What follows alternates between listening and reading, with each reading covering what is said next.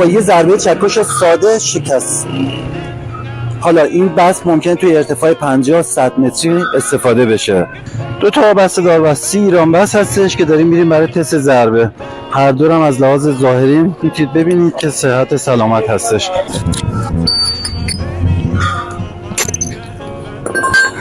بست داربست 4 پیچ عمده جنسی که توی سازه داربست استفاده میشه.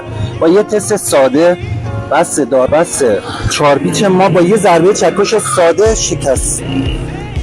حالا این بست ممکنه توی ارتفاع 50-100 متری استفاده بشه. این هم بست داربست ایران بست هستش که تولید خودمون هست و واقعا با هیچ بار بازاری دیگه قابل مقایسه نیستش. کیفیتش رو هم امتحان میکنیم.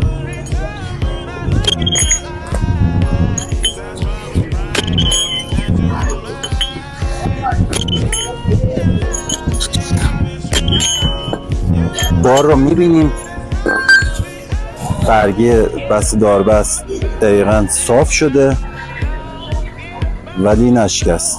این هم یه تست دیگه از بست داربست.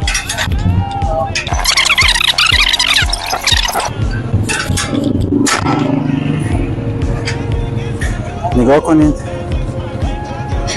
دقیقا با یه فشار کوچیک لبه داربست شکست. این یکی شکست. حالا این رو فشار میاریم. پشتش رو هم بگیرید. بس سالم با حد اکثر فشاری که ممکن بود ناچار بیاد.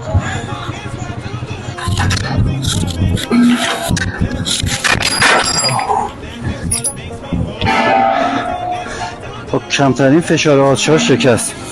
سلام، اینجا بازارهن شاداباد، مجتمع پارسیان، بلوک آبان، پلاک 52، فروشگاه پارسیان فولاد. محمدی هستم، تولید کننده بست داربست. به لطف خداوند و تجربه چندین ساله در زمینه تولید و فروش بست داربست، امروز تونستیم بست داربست رو با بهترین کیفیت و متریال و با یه قیمت رقابتی به بازار عرضه کنیم.